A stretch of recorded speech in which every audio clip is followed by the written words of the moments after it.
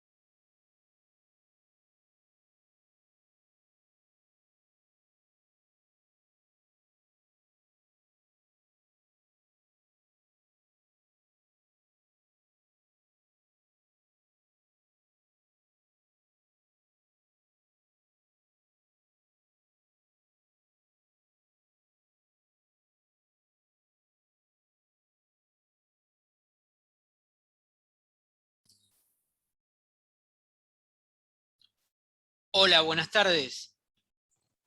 Hola doctor, buenas tardes, ¿cómo le Hola, va? Abril. ¿Cómo te va, Abril? Buenas tardes. Hola, buenas tardes. Hola, buenas Bien. tardes, ¿cómo le va? eh, en el día de ayer desarrollamos prácticamente, salvo el último punto, que tiene que ver con las reformas constitucionales del 60, 66 y de 1898 y el Acuerdo de San José de Flores. Vimos el protocolo de Palermo, el Acuerdo de San Nicolás de los Arroyos, el pronunciamiento de Urquiza. eh, Vimos también la estructura y metodología de la Constitución Nacional, atento que nuestra disciplina no solamente versa sobre cuestiones meramente de la historia vernácula, sino también de historia constitucional, atento también que es una asignatura eh, previa a teoría constitucional, y también por la modificación del plan de estudio dijimos que también hay contenidos de derecho romano, ¿no? Por lo tanto, nos quedaba el último punto. Eh, Bien. Eh, Seguramente, bueno, después con Abril, con Melina y tengo que consensuar con el resto del equipo del plantel docente. Vamos a hacer una reunión de Zoom donde seguramente, obviamente, antes del día jueves, ¿no? Que ustedes tienen clases jueves y viernes, va a haber un cronograma de clases, los docentes que van a exponer, la temática a desarrollar, etcétera. Y obviamente en el momento oportuno procesal serán también notificados seguramente por abril, ¿no? La fecha del segundo parcial y también la fecha de la instancia de recuperación si fuera necesario, cosa que lo fue bastante, justamente porque hace 2 días tomamos el recuperatorio y hubo muchos alumnos que sortearon el obstáculo y otros que lamentablemente no pudieron. No obstante, los invitamos a participar del Zoom, ¿no? Y a la mesa final.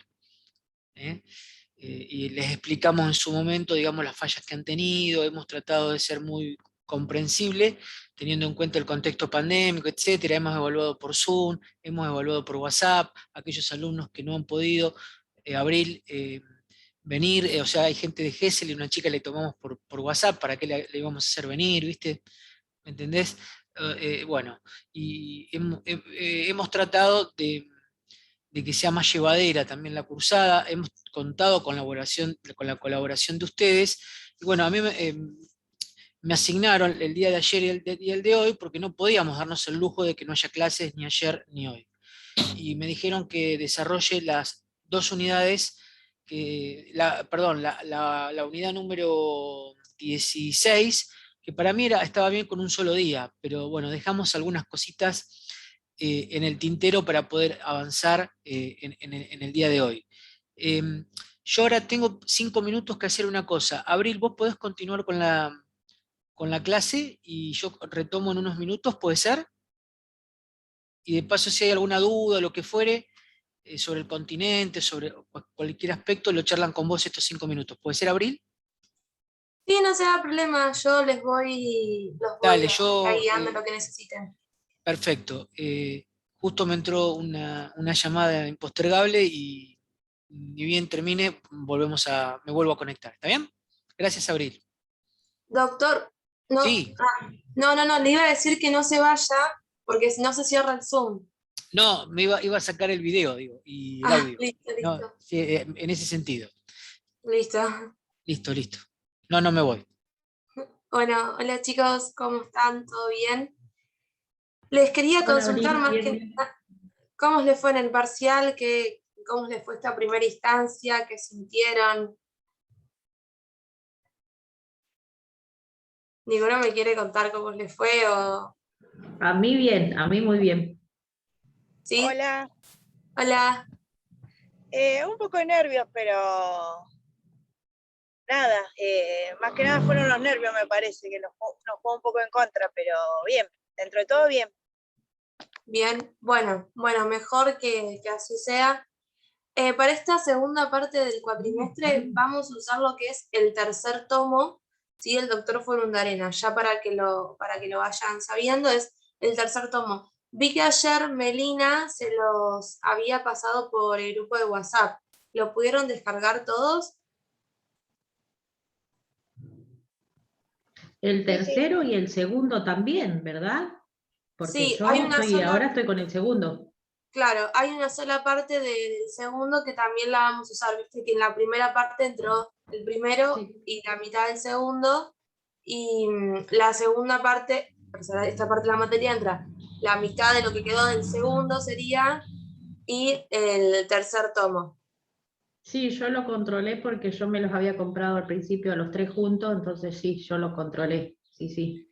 Sí, con eso es lo más fundamental. Vieron que las preguntas, si ustedes seguían o sea, si estudiaron el libro de texto de Fronterera, las podían responder, no es que las preguntas se iban de ahí. Después, si algún docente sube algún archivo, como puede ser las cuestiones de Romano, por ejemplo, que el doctor Walter Peli le sube archivos, eso sigue ahí, pero lo fundamental está todo en el tomo de Frondarena. Igual, más llegada la fecha del parcial, si quieren o antes, hacemos una clase como la que tuvimos el sábado anterior, que me parece que estaba Eve, de acá, no sé si no me equivoco, para charlar y sacar las dudas. Sí, estaría bueno. ¿Sí? ¿Les parece? Sí, yo los sábados no puedo, pero bueno, igual, no es, por eso no van a dejar de hacerla. Pero lo que a mí me gustaría proponer es lo que ayer también comentaron, lo de las guías, porque eso nos ayudó mucho. De cada unidad que pongan una guía, entonces eso a nosotros nos ayuda mucho al estar leyendo y buscando la pregunta, es como que recordamos más, me parece a mí, mi forma de hacer las cosas, de estudiar, digamos. Ok, perfecto. Seguramente eso se charle directamente, y el doctor se lo habrá hecho, pero se charle cuando se reúnan para armar el cronograma, se charle y se hable de ese tema. Igual, bastantes profes le habían dejado guías o puntos específicos para que se fueran orientando y pudiendo estudiar en específico esos temas. Pero sí, obvio, o sea, todo lo que nos ayude, lo que pueda sumar a que le sea un poco más llevadera lo que es la materia, está perfecto. Más vale que sume y no que después se quede ahí. Es preferible sumar siempre. Sí, aparte es imposible acordarse de todas las fechas y los nombres y todas las cosas que dicen los tomos, es imposible. Acordarse de No, todo es imposible. no, Calculo que sí, nadie lo hizo. no, eso sí, eso pasa, o sea, y les va a pasar también en las materias más adelante cuando tengan que estudiar una civil, no se van a acordar el artículo del código de memoria. Algunos sí, otros no, pero la gran, te sabes los más importantes, así como porque los ves en muchas materias, pero después no te acordás los mil y pico, mil y pico artículos de memoria porque es imposible, así que eso no se hagan problema. Ahí preguntaron en el chat si la materia tenía final o si era una cursada final. No entendí, Cintia. A ver si escribió por el chat.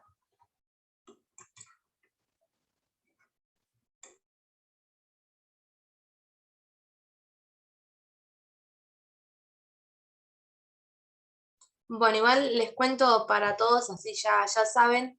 La materia tiene 2 parciales, no más.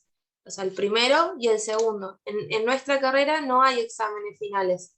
Así que por ese tema no se tienen que hacer problema, como en otras carreras que sí tienen que rendir un examen final. Acá, si vos aprobás el primer parcial y el segundo parcial por el recuperatorio, ya aprobaste la materia.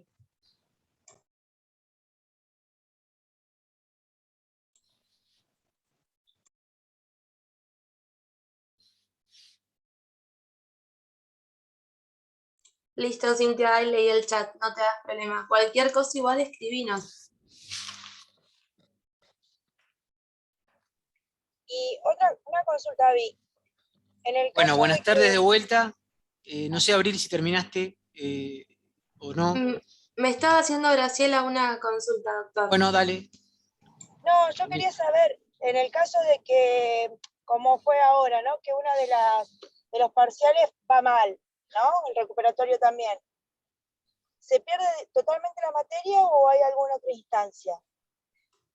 No, es así. Vos tenés primer parcial y su recuperatorio. Si vos en el recuperatorio la desaprobaste, la materia la perdés. La podés rendir libre en una mesa o volverla a cursar en el cuatrimestre que sigue. Si vos en el segundo parcial lo desaprobaste y te vas al recuperatorio y desaprobás el recuperatorio, pasa lo mismo, perdés la materia entera. No hay otra, no es que te guardan la mitad de la materia o no. Si vos te fuman en el recuperatorio, perdés toda la materia. Listo, perfecto, gracias. No, de nada.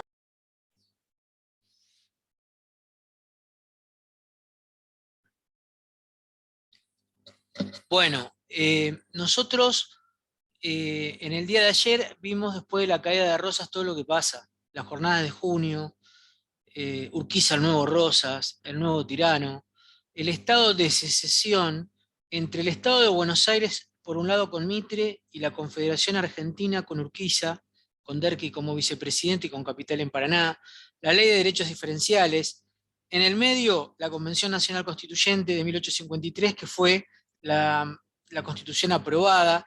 Vimos antecedentes constitucionales como los proyectos no materializados de la Asamblea del 13, la Constitución del 26 y anteriormente la del 19, que mantenían un sistema de unidad de régimen, y una desembocó en la crisis del 20 y la otra, ¿cierto? También en luchas intestinas. Finalmente, la Constitución del 53 se concretó, pero sin la presencia de los diputados de la provincia de Buenos Aires. Por eso vimos el acuerdo de San Nicolás, el protocolo de Palermo, etc. Ahora, por lo que decía el programa, por lo que dice el programa, ¿no? Habla o hace mención, ¿no? Al acuerdo de San José de Flores, o el pacto de San José de Flores, que se firmó en el año 1859, después de la batalla de Cepeda. No confundir, hubo una batalla de Cepeda que terminó en el Tratado de Pilar de 1820 y esta es otra batalla de Cepeda. ¿Está claro? Después de la batalla de Cepeda, donde la Confederación triunfa sobre el Estado de Buenos Aires, ustedes saben que después de una batalla se hace siempre un pacto o un acuerdo, en este caso, ¿cierto? El pacto de San José de Flores. Yo noté algunas cuestiones muy sintéticas, pero sí fuertemente conceptuales, donde, bueno, acá recuerda que es después de la batalla de Cepeda y antes de Pavón, ¿no? Mediante el cual la provincia de Buenos Aires se declaró parte de la Confederación Argentina y se comprometió a aceptar la Constitución de 1853, luego de que una convención constituyente especial analizara las reformas propuestas por la provincia de Buenos Aires, que entre paréntesis había sido derrotada en Cepeda por las tropas de la Confederación. Aún sin mencionar expresamente la eventual federalización de Buenos Aires, que disponía la Constitución del 53, el pacto reconoció la integridad territorial de la provincia, aceptando que cualquier división debía necesitar la aprobación de la legislatura local. Me adelanto, en 1880 se va a recién federalizar la ciudad de Buenos Aires y solamente 3 diputados de la provincia de Buenos Aires votan en contra. Uno es Leandro Alem, fundador de la Unión Cívica Radical. ¿No? Leandro Alem, él y 2 más fueron los únicos que se negaron a que la legislatura provincial ceda conforme a lo estipulado del artículo 3, porque donde se iba a establecer la sede de la capital se necesitaba, y esto lo reafirma el acuerdo de San José de Flores después de Cepeda, que la legislatura provincial específica, donde se cercene esa porción de territorio, donde se va a enclavar la capital, no necesita la aprobación de los votos de la legislatura local. Y Leandro Alem votó en contra, vaticinando que se iba a construir un monstruo de 100 cabezas. Y realmente Leandro Alem tuvo razón.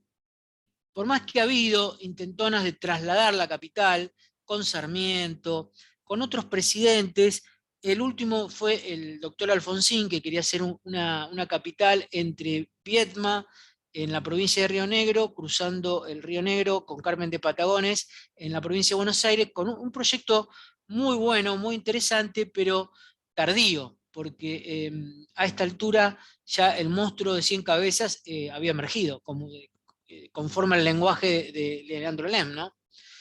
no está mal descentralizar, pero finalmente vieron que todo está concentrado en la ciudad capital, ¿no? Y el país nuestro es un país declamativamente federal conforme al artículo 1, pero desde el punto de vista jurídico, el Código Civil, el Código Penal, la Ley Nacional Laboral, el Código de Comercio, el Código Aeronáutico, etcétera, etcétera, son nacionales, ¿no? Los códigos de fondo, las leyes de fondo son nacionales, y solamente procedimentales las cuestiones que están bajo la potestad o jurisdicción provincial. Fíjense que Estados Unidos es la cuna del federalismo, y cada estado tiene su propia legislación penal, su propia legislación civil. Es por eso que no es la cuna de la democracia, que es Francia, pero sí es la cuna del federalismo en nuestro país, y esto es una reflexión que tenemos que hacer para adentro, más allá del derecho objetivo, y que el artículo 1 dice, como lo vimos ayer, que nuestro país es representativo, republicano y federal, y el artículo 5 robustece las autonomías provinciales, y las provincias se delegan para sí lo que no delegan en el gobierno central, dice el artículo 5, dándole también facultad o facultando a los estados provinciales a que tengan su propia constitución. De hecho, eso en términos administrativos lo es. Argentina es, desde el punto de vista del derecho administrativo, un estado federal.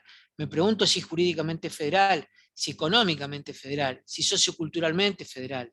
Pero bueno, en fin, es una cuestión que uno no la puede soslayar, y que pone, digamos, en este caso, en la pantalla del Zoom, a la reflexión, o los invito a la reflexión, como dije en el día de ayer, si la batalla de Caseros, más allá de Rosas, más allá de Rosas, que les dije que en el caso particular soy un simpatizante abierto de los caudillos federales, pero no lo considero a Rosas como un caudillo federal, pero sí lo respeto por la integridad territorial, por la vuelta de obligado, etcétera, y veo también que ha habido otras cuestiones que obviamente no comparto, pero bueno, la historia es una ciencia del espíritu, es una ciencia humana, igual que el derecho, está dentro de los universos de las ciencias sociales, y quizá la historia es menos, al no tener juridicidad, aún es más blanda que el derecho, siendo todas partícipes del universo de la ciencia del espíritu, ¿se entiende?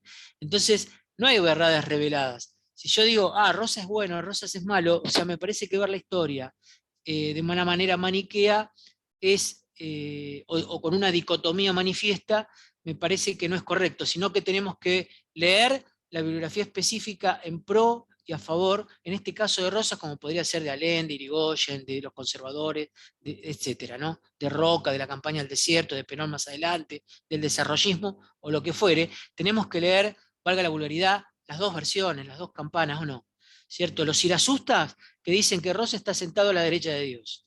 José María Rosas, que Rosas era el campeón de la soberanía, y que los unitarios eran algo así como vendepatrias. Y si uno ve a Rivera Indarte, dice que Rosas era un asesino, las tablas de sangre, Amalia, el libro de José Mármol, ni tus restos la América tendrá, ¿o no? ¿Me explico? Entonces, con posiciones tan radicalizadas me parece que no vamos a construir una, si bien no existe la historia objetiva, sí no tenemos que meternos en la historia panfletaria, no sé si soy claro, ¿no? Eso no está dentro del círculo científico, no está bien, ¿no? En fin. Bueno, ahora estábamos con el protocolo con el acuerdo de San José de Flores, que es después de la batalla de Cepeda, donde las tropas de la Confederación con sede en Paraná de Urquiza triunfan sobre las fuerzas del Estado de Buenos Aires, que vivía un estado de gobierno, como dijo Fabiana Gali en el día de ayer, independiente, y sobre todo no compartían los beneficios de la aduana, como lo dijo en la instancia de recuperación. Tenían su propia burocracia administrativa, su propia bandera, su propia constitución, sus propias autoridades, su propio servicio de relaciones exteriores, su propia identidad escindida del resto de las hermanas provincias que estaban nucleadas en la Confederación Argentina. Obviamente hubo 7 años que no fueron de color de rosas para el Estado de Buenos Aires. Ha habido rencillas, ha habido guerras, y una terminó con el Pacto de Cepeda, donde ahí Buenos Aires se incorpora a la Confederación, ¿no? Hace una salvedad de que las legislaturas locales tienen que ratificar, en el caso de la cuestión capital, que no es un tema menor. El tema de la cuestión capital y el tema de los indígenas es un tema que Roca, cuando va a asumir, 20 años después de Mitre, en 1882, los tiene resuelto. Uno, por esa ley de federalización que charlamos ayer, que la volvimos a retomar hoy, y que 3 valientes legisladores de la provincia de Buenos Aires votaron en contra todo el poderío militar y la estructura del Partido Autonomista Nacional de Roca, que sería el gen de lo que después va a ser el Partido Conservador, ¿no? ¿Está claro? Y la campaña del desierto, que después la van a ver adelante, conforme el cronograma de clases, que vamos a hacerlo de manera expedita, inmediata me estoy refiriendo a la semana próxima, ¿no? Donde el profesor que les toque, circunstancial, va a hablar de la campaña del desierto, una campaña que se hizo porque Rosas hizo una campaña cuando fue comandante de frontera de Martín Rodríguez, y que Rivadavia era el superministro, ¿se acuerdan? El ministro de gobierno, hacedor de las reformas. Él era comandante de fronteras y llegó a Tandil, aunque la estatua es la de Martín Rodríguez, que fue el gobernador, pero el que llevó adelante la campaña al desierto en Tandil fue Rosas. Y después, entre el interregno entre el primer y el segundo gobierno, temas que ustedes leyeron para el primer parcial, para la primera etapa, cuando Rosas no le renuevan la facultad extraordinaria, ¿cierto? Quedaba al cárcel y él se va, ¿no? A campaña al desierto. Bueno, ahí se ocupa Malvinas, lo matan a Quiroga, bueno, todo lo que va al cárcel con el ministro Martínez, complotan contra el restaurador, bueno, todo lo que ustedes vieron, pero en fin. También yo les decía que no es un compartimiento estanco en la historia.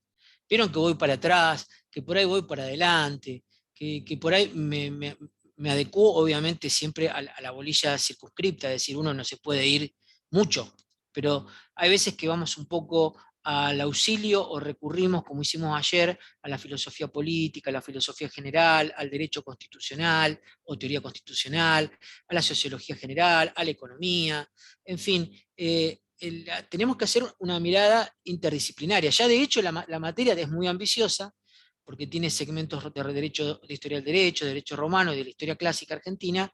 También hablamos bastante de Criele, de Elías Díaz, y que yo me omití la bibliografía involuntariamente, ¿no? Que dan en derecho político, que no es ni Elías Díaz ni Martín Criele.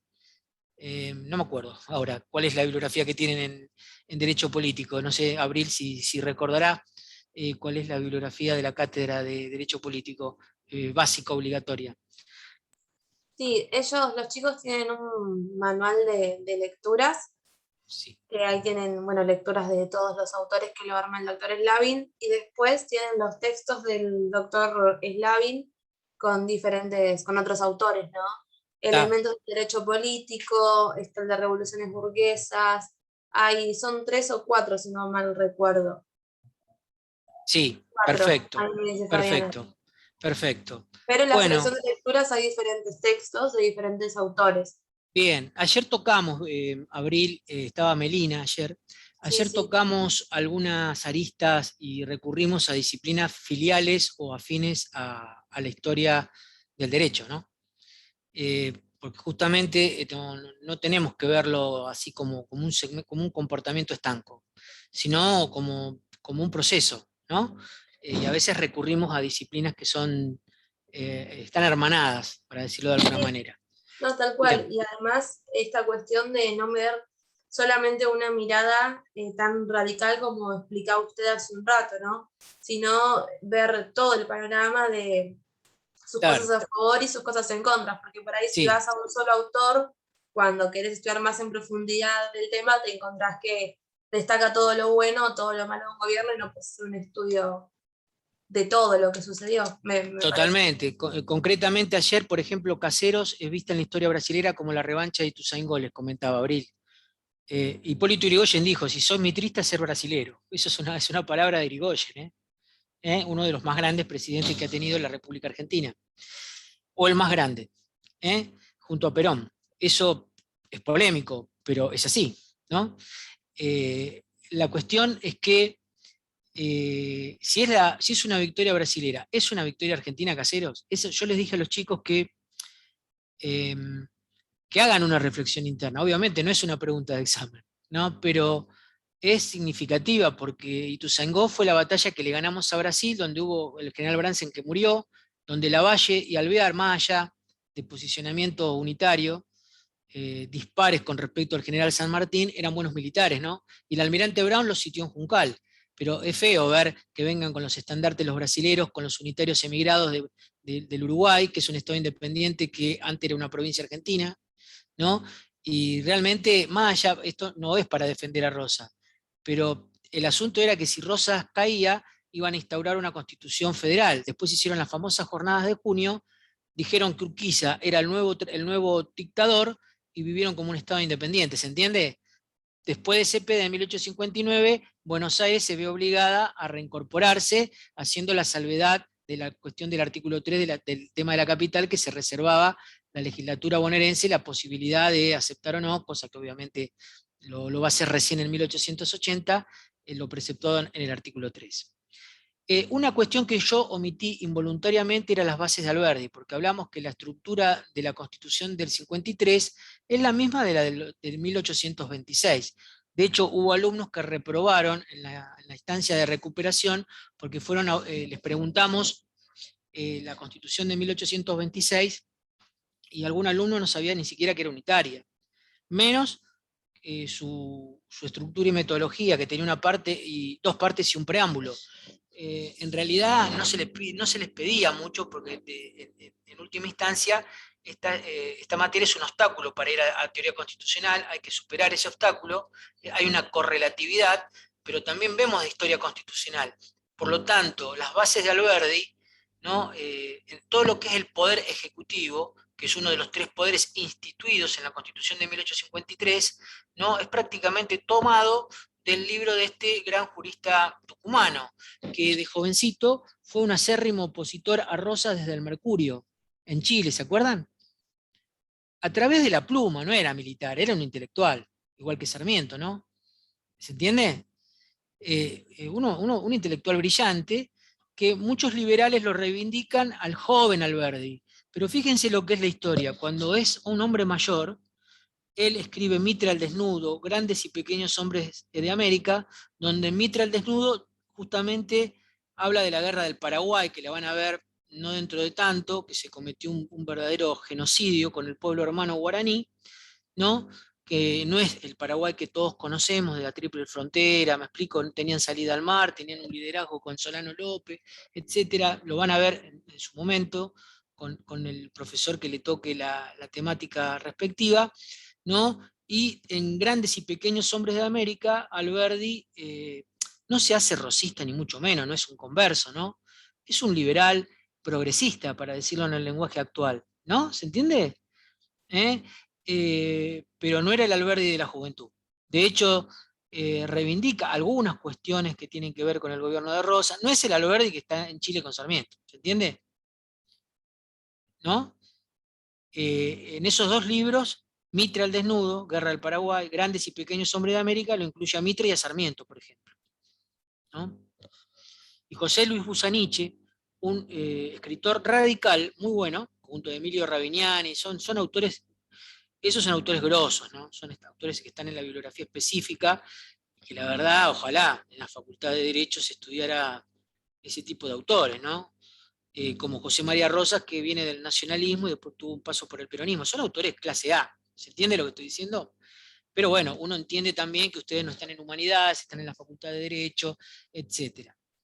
Bien, las bases de Alberdi sirvieron para todo lo que es el Poder Ejecutivo. El preámbulo tiene fuente en la Constitución del Estado de Virginia en Estados Unidos, que es tomado prácticamente literal, ¿no? Y nosotros sabemos que hay diputados laicos y laicistas y diputados de extracción católica o canónica, y hubo un arduo debate en el artículo 2. Nosotros vimos el artículo 1 y el 2. El 2 de abril nosotros explicamos que el verbo sostener apunta a lo económico, el 14 última parte habla de que hay libertad de culto, lo que no hay es igualdad de cultos, y explicamos que la religión católica está en la sociedad, pero que no forma parte del Estado, o sea que no está presupuestada como la Iglesia Anglicana en Inglaterra, que es religión de Estado.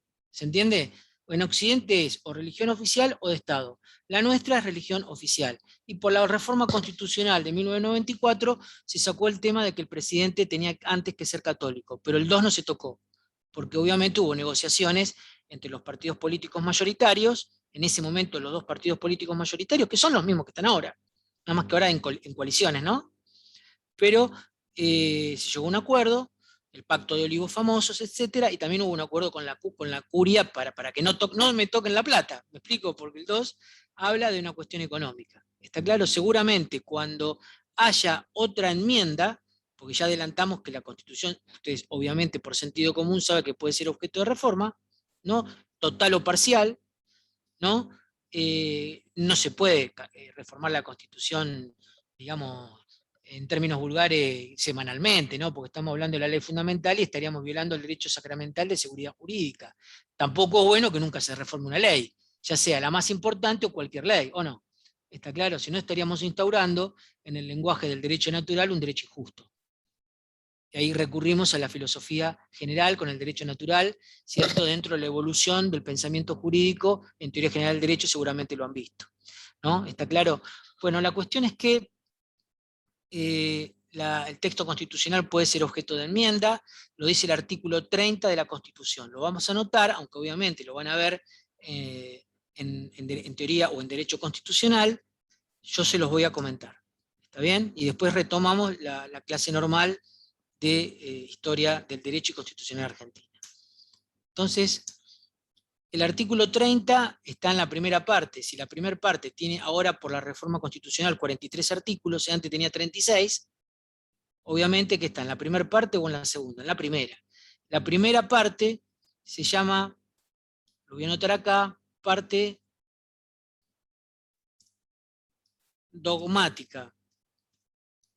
Y la segunda parte se llama parte orgánica.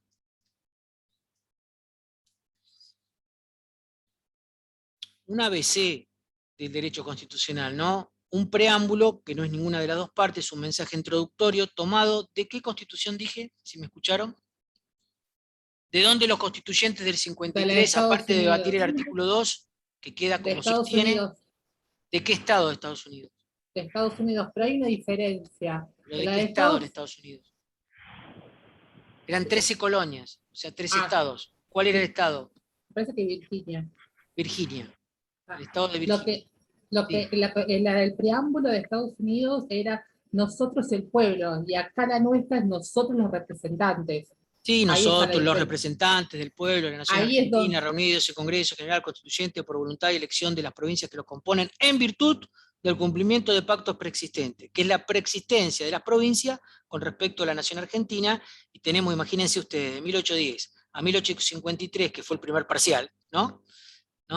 Tuvieron desde el Pacto de Pilar, el de Venegas, el de Cuadrilátero, no sé, el Acuerdo de San Nicolás, lo que estamos viendo ahora, el Acuerdo de San José de Flores, que recién lo charlamos, ¿no? En fin, ha habido un montón de tratados bilaterales, multilaterales, de una provincia con otra, de una con varias, ¿no? Las provincias precedieron al Estado Nacional, ¿o no? Eso es lo que dice, en virtud del cumplimiento de pactos preexistentes, con el objetivo de promover el bienestar general, afianzar la justicia, proveer a la defensa común y asegurar los beneficios de la libertad para nosotros y para todos aquellos que quieran habitar el suelo argentino, invocando a Dios, fuente de toda razón y justicia, ordenamos, decretamos y establecemos esta Constitución para la Nación Argentina. ¿Cierto? Fomentar el bienestar general, asegurar los beneficios de la libertad para todos, ¿cierto? La cuestión de la justicia, es decir, es un preámbulo con un espíritu, digamos, ampliamente democrático, que yo creo que los sueños de los constituyentes que delinearon las primeras bases, ¿no?, del Estado argentino, desde mi punto de vista muy modesto, por cierto, creo que no se han concretado. Pero eso queda a criterio, digamos, de ustedes también, ¿no? Yo creo que fomentar el bienestar general, ¿no?, afianzar la justicia. Sí, somos muy, muy democráticos con respecto a los extranjeros que tienen los mismos derechos que los nacionales, ¿o no? Pero lamentablemente la Argentina está viviendo una situación que no se merece, ¿no? ¿Cierto? La pobreza, por ejemplo, que es una inmoralidad, como dijo Alfonsín, ¿cierto? Realmente, y como dijo Perón, también en muchas oportunidades, ¿no? Es una vergüenza, ¿no?, que haya pobreza, que haya gente en nuestro país, que hermanos nuestros la estén pasando mal, digamos, una cosa que realmente creo que no se promueve, los sueños de estos constituyentes creo que quedaron truncos, ¿no? Creo yo, en fin. Pero ¿de dónde se tomó, como bien dijo Fabiana Gali, de la Constitución del Estado de Virginia de Estados Unidos. La parte del Poder Ejecutivo, ¿de dónde lo tomaron? Porque eran gente inteligente estos convencionales constituyentes. Había laicos, había católicos, Gorostiaga, Leiva, bueno, etc. Lo van a leer para el segundo parcial, ¿no? Ahora, pregunta, ¿la Constitución entonces puede ser objeto de reforma? ¿Sí o no? Sí. ¿En todo o en parte?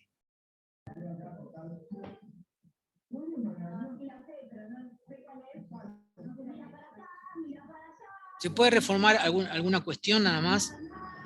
¿O se puede reformar bastante? Sí, ¿no? Sí. Se puede Hay reformar algunas en cuestiones todo. que no se pueden reformar, pero en general se podría reformar en su totalidad.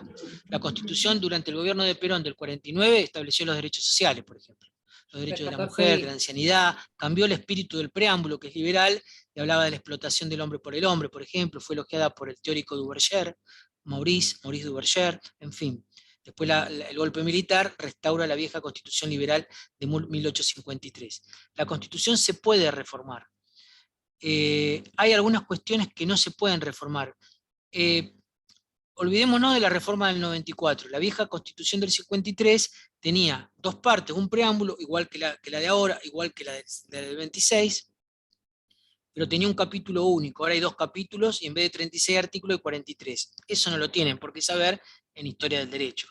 Tienen que saber que hay un preámbulo y dos partes. Una parte que es dogmática, que es donde está la ideología de la Constitución, con los artículos más importantes, que tienen que ver con la religión, con la forma de gobierno, con los derechos humanos, con el derecho a la privacidad, y hay derechos de primera, de segunda, de tercera generación. Me explico que eso después lo van a ver en derecho constitucional, porque cada vez que el mundo avanza en legislación, se van modificando las constituciones y se va del constitucionalismo liberal al constitucionalismo social. ¿Está bien? De hecho, hoy podríamos hablar de derechos de cuarta generación, que son los derechos que tienen que ver con el matrimonio igualitario, la perspectiva de género, ¿o no? ¿Cierto? Seguramente cuando se reforme la ley fundamental, se van a establecer en la Constitución estos derechos. No están los derechos robóticos, de informática, en fin, el acceso, digamos, el mundo ha crecido vertiginosamente en los últimos 25 años, más que prácticamente en toda la humanidad, ¿o no? ¿Cierto? En todos los campos. Creo que también de la misma manera ha retrocedido en términos morales, ¿sí? Pero bueno, esas son cuestiones ajenas, ¿no? Exógenas, digamos, que van más allá de la currícula de nuestras unidades temáticas, ¿no? Pero, en fin, se puede reformar. ¿Cuál es el artículo en la Constitución que está en la primera parte que dice cómo se debe reformar? Ahí lo puse en el chat. El 30. Bueno, ¿qué dice el 30? El 30 dice, podemos pedagógicamente verlo en dos partes, A y B. La A es una ley que declara la necesidad y urgencia de la reforma constitucional, lo estoy escribiendo, con el quórum, es una palabra que la vamos a incorporar, de los 2/3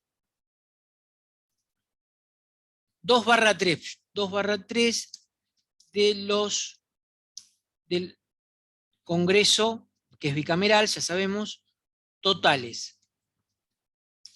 Bien, ¿qué quiere decir el punto A del artículo 30?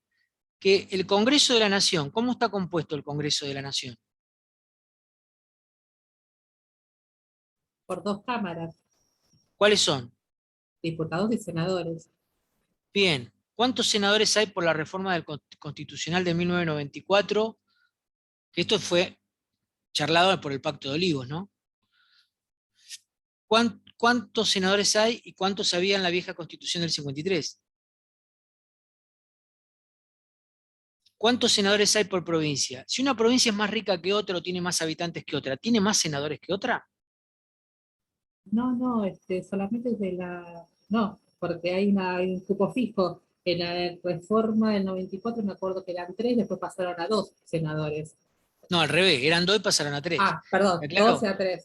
Exacto. Esa fue una de las exigencias, digamos, del radicalismo en ese momento, del peronismo, para la reelección del presidente que falleció este año, que para la elección de Menem. gobernaba conforme a la Constitución del 53. ¿Cuánto tiempo gobernó ese presidente? Que yo lo voté, no lo nombro porque trae mala suerte, ¿viste? Pero falleció este año. 2 mandatos. Pero en la Constitución del 53, ¿cuánto duraba un presidente? ¿Cómo se lo elegía primero, si en forma directa o indirecta? ¿Y cuánto tiempo duraba el mandato? ¿Se acuerdan?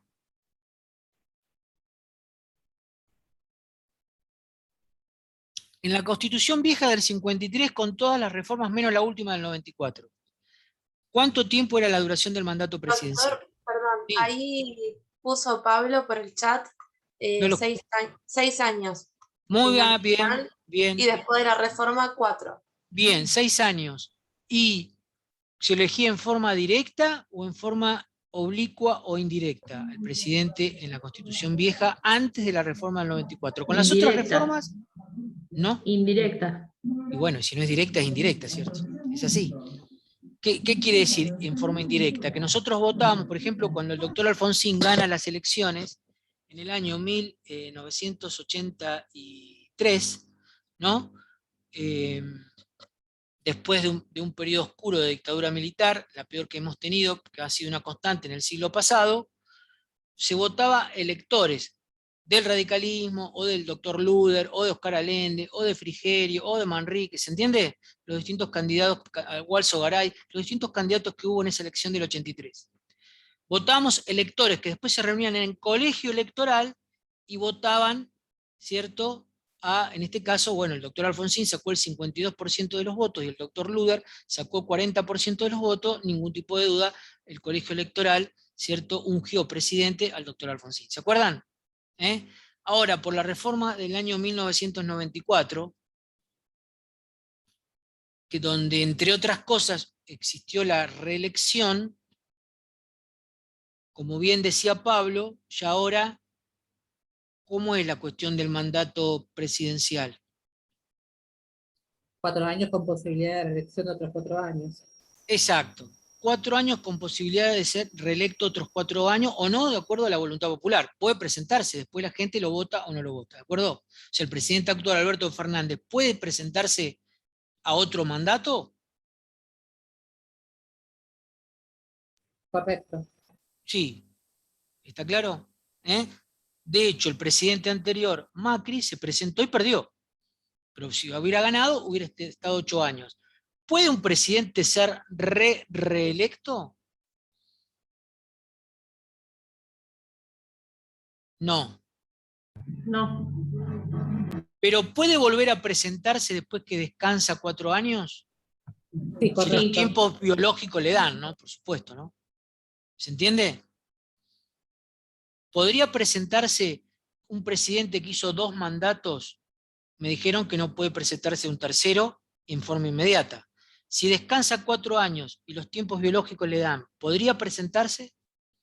Sí, correcto. Sí. Cristina Fernández fue 8 años presidenta, actualmente estuvo 4 años Macri y ahora es vicepresidenta. ¿Podría haberse presentado a presidente en vez de vicepresidente? ¿O a vicepresidenta? No quiero Sí, herir correcto. susceptibilidades de género, para nada. Sí, sí, sí, se podía haber Sí, presentado. podía. Podría haberse presentado, obviamente, en una maniobra política muy inteligente, digamos, puso a una persona de su confianza que estuvo mucho tiempo enemistada después, y ella se reservó, digamos, la vicepresidencia en una jugada política, digamos, bastante importante, ¿no? ¿Está claro? ¿No? ¿Cierto? También hubo una buena jugada política del presidente saliente, porque al poner a Pichetto en la fórmula, muchos radicales, ¿no?, y mucha gente del PRO quedaron desconcertadas. También fue una buena jugada. Lo que pasa es que obviamente después la gente vota y cuando cree en un gobierno y después se siente defraudado, tiene la alternancia y tiene la posibilidad de rectificar, digamos, el voto o ratificarlo, ¿se entiende? Ahora bien, ¿qué se necesita para reformar? Si hay un artículo que dice que hay un procedimiento para reformar la reforma, les pregunto a ustedes por sentido común, ¿es rígido o flexible el método para reforma constitucional? Sabemos que hay un artículo que habla del procedimiento para la reforma. ¿Es rígido o es flexible? Flexible. Primero, ¿sabemos qué quiere decir rígido o flexible? Yo diría que primero, si no sabemos... No, es rígido, porque hay un si no es artículo que flexible, nos es rígido. dice... No, pero es rígido porque hay Bueno, un pues si artículo dijeron nos que es dice el flexible, ¿por qué es Congreso- flexible? Si dijeron que es flexible, bueno, ¿por qué es flexible? No es flexible, pero ¿por qué es? Si fuera flexible, Porque ¿cómo está dando sería? la posibilidad de poderlo reformar. No, pero a mi Yo hablo- criterio, perdón, a mi criterio es que es rígido porque para poder reformarlo tenés que juntar las 2/3 partes del Congreso. Exacto. Entonces, Eso y después me falta el punto B.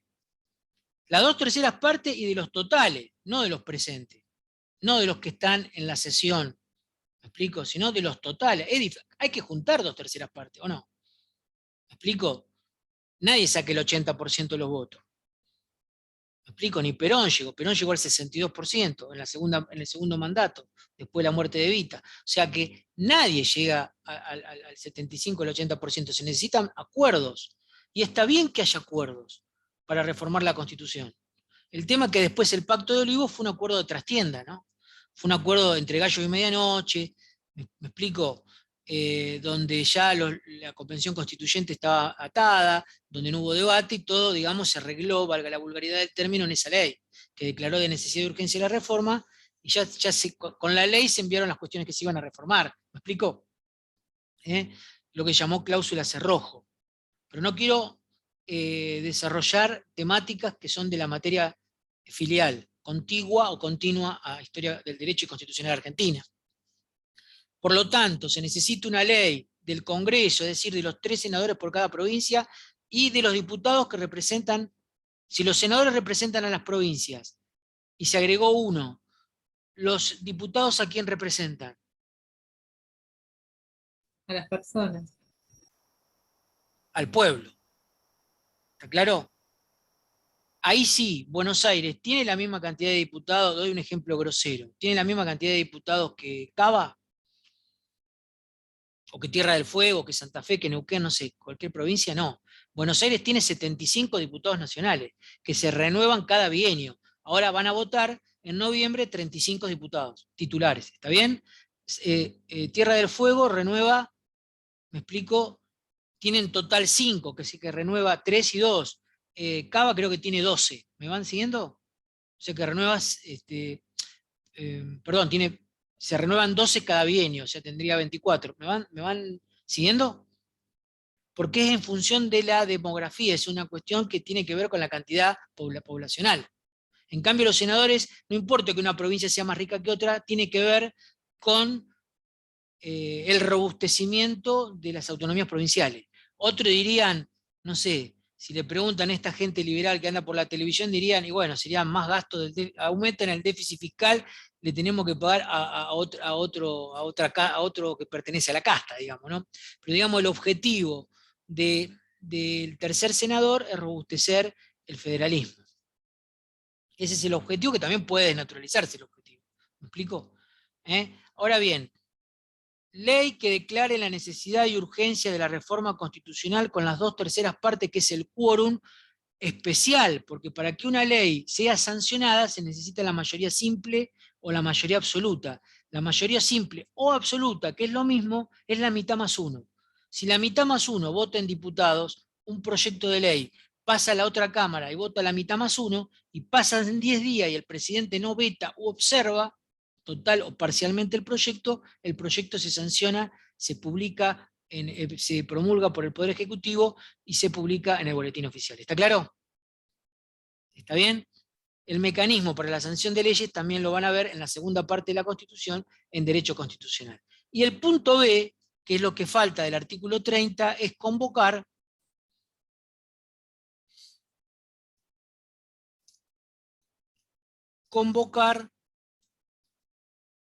a una convención constituyente, en este caso que estamos hablando de la Constitución Nacional, que sería una convención constituyente de convencionales nacionales. ¿Está claro?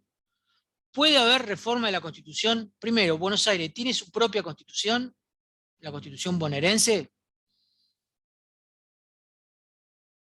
Sí, porque es una provincia, todas las provincias tienen sus propias constituciones, así como la ciudad-estado, como la capital federal. Perfecto, por lo tanto, ¿puede haber una reforma de la Constitución de la provincia de Buenos Aires? ¿O de cualquier provincia? Sí. Sí, puede. Claro. Y también la Constitución de la provincia de Buenos Aires debe tener un artículo símil al 30 para el tema procedimental. ¿Está claro? Pero podría tener una metodología distinta de reforma, porque el artículo 5 dice que las provincias se reservan para sí lo que no delegan en el gobierno central. ¿Se entiende? Por eso la provincia última que se creó, que era territorio nacional, imagínense cuál puede ser. ¿Cuál fue el último territorio nacional que se constituyó en provincia? Tierra del Fuego. Tierra del Fuego e islas del Atlántico Sur. Malvinas. ¿Está claro? Sí, ¿No?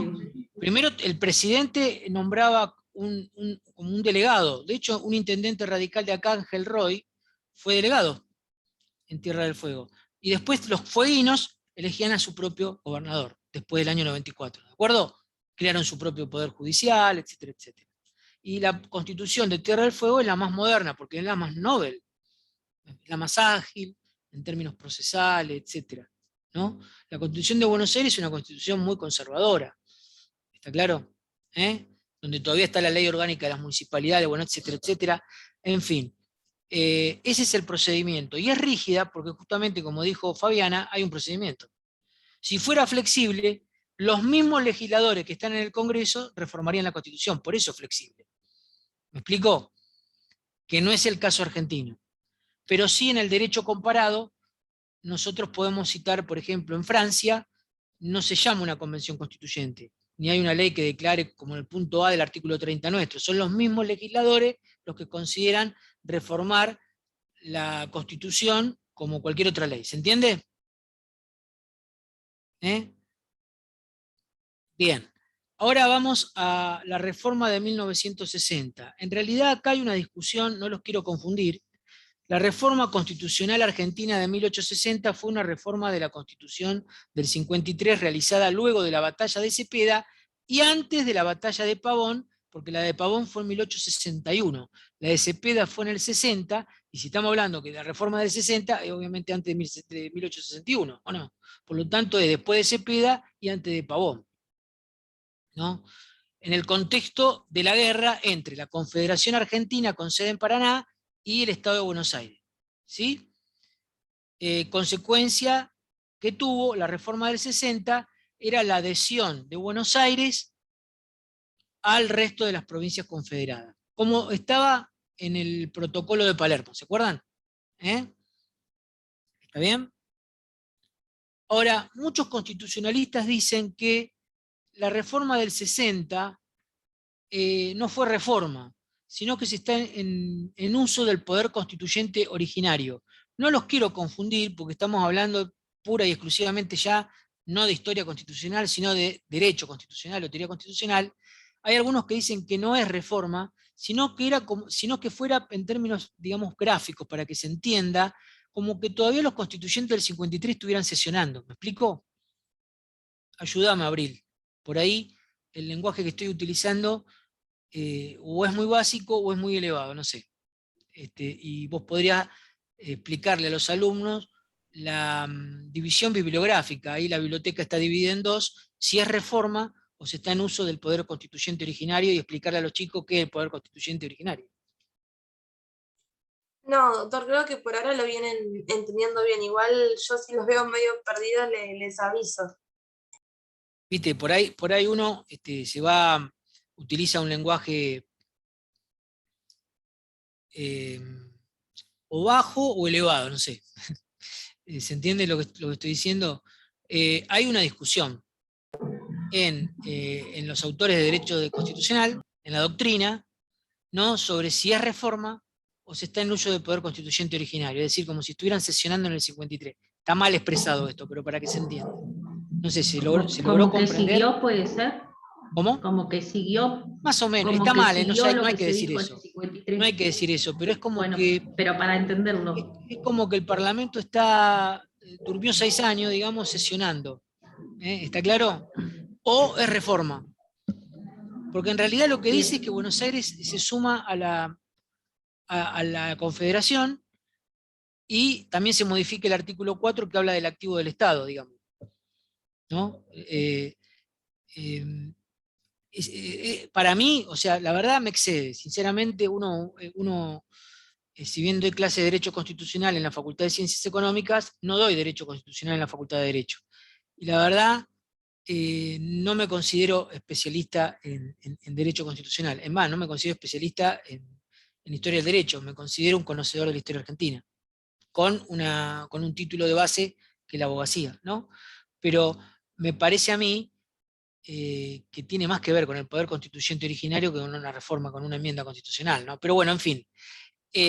Simplemente les digo al conjunto que hay una discusión bibliográfica y de doctrina, ¿está claro? Ahora, la Constitución de 1866, es decir, 6 años después de 1860, debido al marcado aumento de los gastos nacionales regenerados por la guerra de la Triple Alianza, se reformó la Constitución en el sentido de garantizar que los impuestos de importación y de exportación fueran exclusivamente de propiedad del Estado Nacional, y también se reformó eso por un lado. Los derechos de exportación tenían que ser potestad de quién, decía la reforma de 1866. ¿Quién tenía que legislar sobre los impuestos a las exportaciones? ¿No le suena algo familiar impuesto a las exportaciones? ¿Qué es lo que se habla hoy en día? No, no de esa manera. ¿Qué son los impuestos a las exportaciones? Las famosas hoy en día Retenciones. Retenciones. las retenciones. Está bien que haya retenciones. Mientras no sean confiscatorias, está bien. Todos los países lo hacen. Fíjense Alemania, con un gobierno saliente de Angela Merkel, una estadista, y una persona moderada, de centro, es más, de centro hacia la derecha. ¿Saben qué ley sancionó el otro día? ¿No? Ya se está despidiendo ella, ¿no? Expropiar inmuebles que no están ocupados por gente. Es decir, gente que es propietaria, obviamente la van a indemnizar, ¿no? No se la van a confiscar, pero el Estado alemán va a expropiar con un criterio de utilidad social para, digamos, beneficiar con una política, digamos, habitacional a sectores de la marginalidad germana que no puede acceder a la vivienda. Y lo está haciendo un gobierno, digamos, de centro a la derecha. Imagínense acá si a alguien se le ocurre hacer eso. ¿Qué van a decir? ¿Qué dirían? Mirá, ahí viene el comunismo. ¿Se entiende lo que estoy diciendo? El impuesto a la riqueza, Merkel lo estableció anualmente, no una vez y de manera excepcional. ¿Se entiende lo que estoy diciendo? Pero a veces no hay que ideologizar algunas cuestiones. Pero lamentablemente acá se ideologiza todo, ¿o no? Y no hay lectura aguda del derecho comparado. O sea, tenemos representantes, digamos, que en realidad dejan bastante que desear. Yo creo que los partidos políticos tendrían que formar a través de sus escuelas de capacitación. De hecho, la Constitución habla en un artículo específico reconociendo los partidos, pero que los partidos también tienen que educar, ¿o no? Tienen que educar a sus afiliados. Bueno, en fin, no me quiero ir con otras cuestiones. Es decir, la reforma del 66 puede ser la segunda enmienda o la primera, si es que la 60 la consideramos como ejercicio del poder constituyente originario, y es bastante importante porque establece la potestad o atribución o facultad del Congreso de la Nación para establecer impuestos a las exportaciones, que son las famosas retenciones. ¿Está bien? Y también modifica el acceso a la legislatura nacional. Es decir, va a haber menos cantidad de diputados porque aumentó, digamos, el segmento poblacional. ¿Me explico? Ahora, para ser diputado se necesita más cantidad de habitantes, por lo tanto va a haber menos diputados. No sé si quedó claro lo último que dije.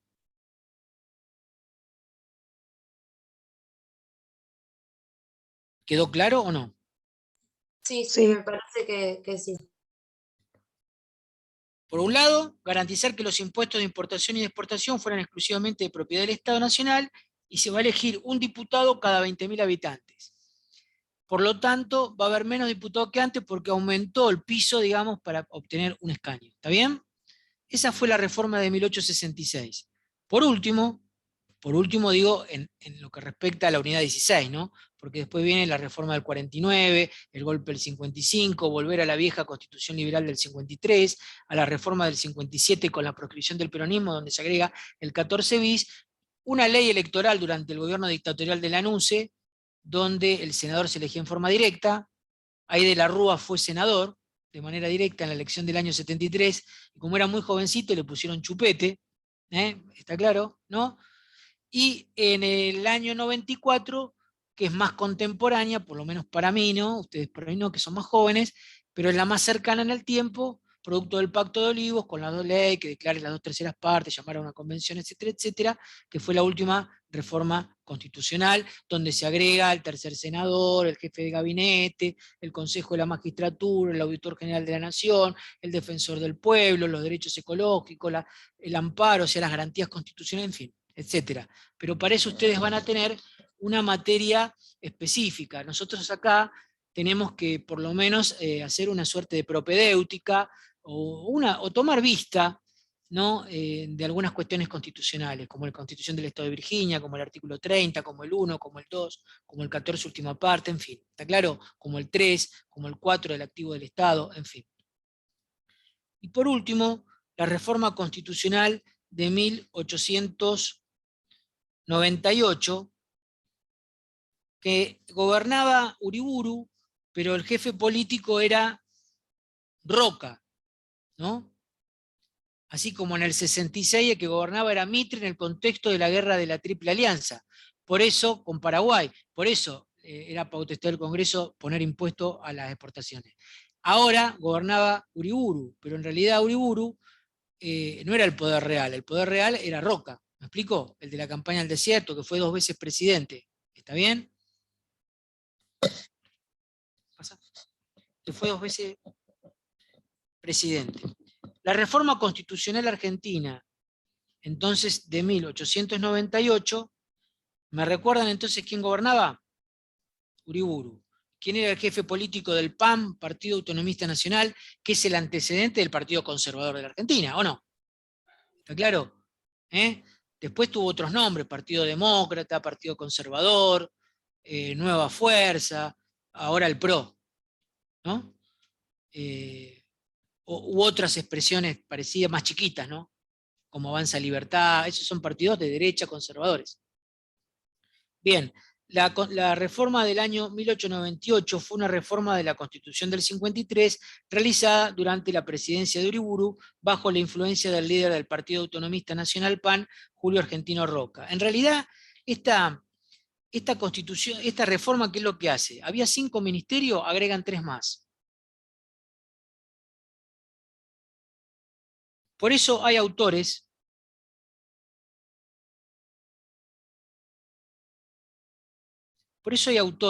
que dicen que pareciera una ley de ministerio.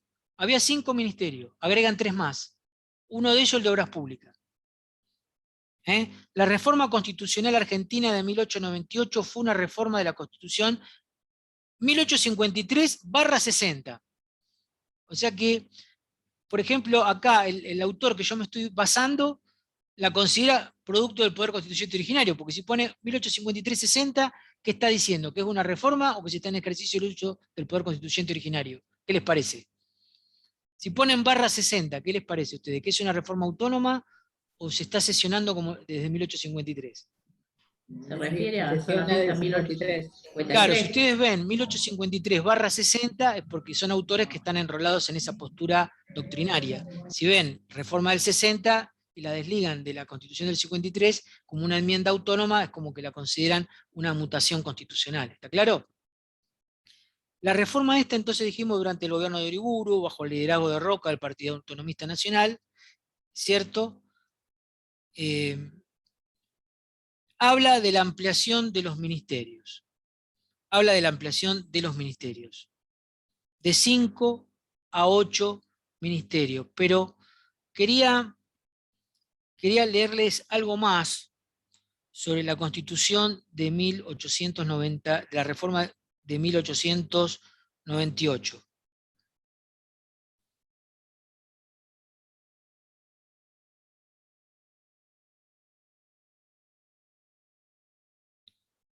La reforma constitucional de 1898 acá dice, amplió considerablemente el Estado, permitiendo la creación de 3 ministerios adicionales, entre ellos a los 5 existentes, el de Obras Públicas. Creo que se los dije eso, ¿no? ¿Sí? Simultáneamente, la reforma redujo la Cámara de Diputados, aumentando la cantidad de habitantes que debe tener en cuenta para calcular los miembros totales. También hubo un aumento, como en la reforma anterior, del tope de habitantes. ¿Está bien? Es una ley de ministerios, la reforma 1898. De 5 a 8, entre ellos el de Obras Públicas. Bueno, estoy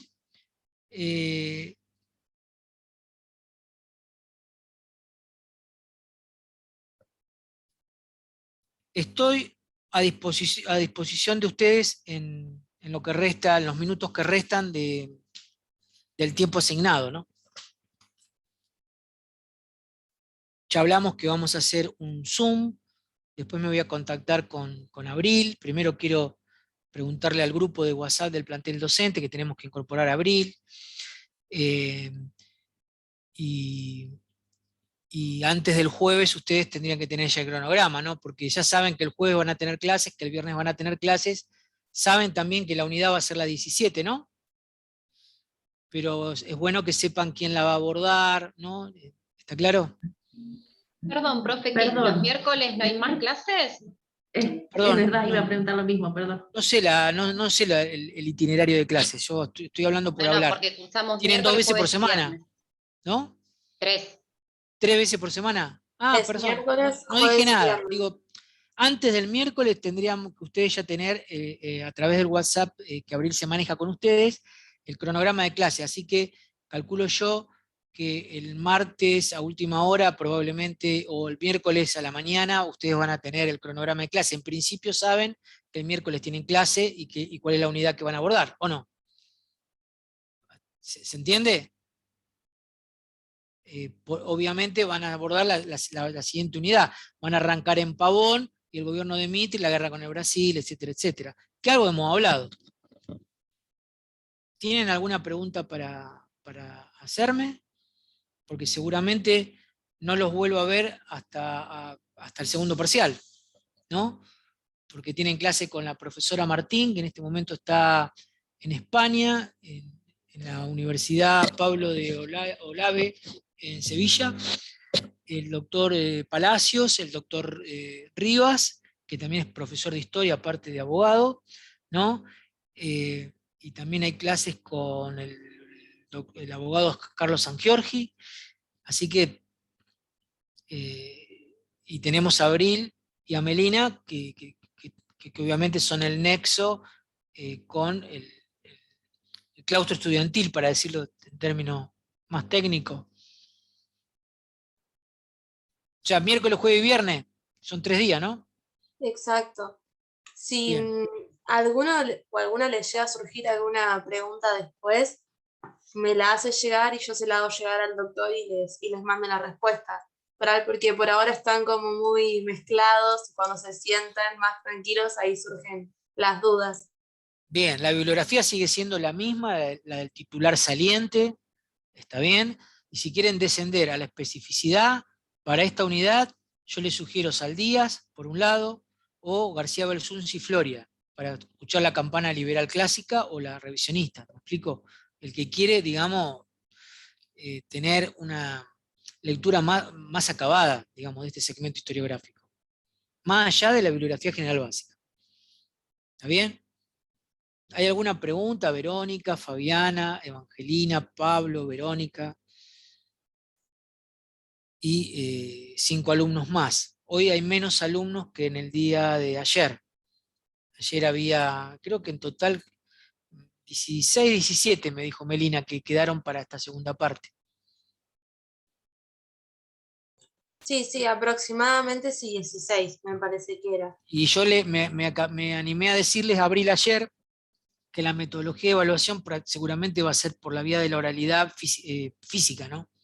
En la Sí, sede en de la unidad académica, no las clases, sino las parciales se pueden tomar, por lo menos en nuestra facultad, de manera física. En económicas es virtual todavía. Sí, no, Eso no, depende de cada unidad académica. claro. El Pero parcial seguramente va por a ser oral. ahora, Sí. sí, los parciales son todos en la facultad, eso sí es algo que volvamos a fase 1 de cero, por ahora sí No, todo igual. ojalá Dios quiera que no, y alguno que es de otro distrito y tiene algún tipo de imposibilidad física de llegarse, nosotros no tenemos problema en evaluar por WhatsApp, por videollamada, en fin, utilizando los avances de la tecnología, digamos, no. Estamos en ese sentido muy predispuestos a los alumnos, de hecho lo hemos hecho en este último examen, así que la chica quería venir y se decía, ¿puedo llegar un poquito más tarde? No, por favor, le dije, llamame y ya está. ¿Se entiende? Bueno, les agradezco mucho, Abril, por supuesto, a vos, como siempre, y al resto de los alumnos, los felicito por seguir, digamos, exitosamente en la cursada, y espero que esto tenga un desenlace de la mejor manera, que es con la aprobación. ¿Está bien? Fabiana, no va a tener otro traspié, no va a tener que venir al recuperatorio otra vez, ¿no? Igual que Rocío Curioni, me estoy acordando. No, a mí la oralidad me lleva. Pero bueno, a ver, no en esta Pablo, clase, vos te tomé el examen yo, ¿cierto? Te lo corregí yo, ¿no, Pablo? Sí, Estuviste con lo justo y estuve ahí necesario, me acuerdo, ¿puede ser? con lo justo, claro. Sí, Bueno, sí. ¿viste que me acuerdo? Bueno, listo. Les mando un saludo muy grande, afectuoso, y Dios mediante nos encontraríamos, en mi caso, si no doy otra clase, que en principio me parece que no, porque son menos unidades con respecto al primer parcial, aunque son más años de historia argentina, ¿no? Este programa en algún momento va a haber que cambiarlo, Abril, ¿eh? Sí, sí. Esta unidad no era para 2 días, era para una. Pero no quisimos empezar la semana que viene y no perder clases del día del miércoles, el jueves, viernes, había que abordarlo, ¿no? Así que bueno, que tengan un buen fin de semana y nos estaríamos viendo, en mi caso, si Dios quiere, en el segundo parcial. Y después ya van a tener el cronograma muy sobre el miércoles, no les prometo antes, eh, de acá al final. Así que hasta luego. Hasta luego, Gracias. doctor. Hasta luego, Gracias. chicos. Chao, hasta luego.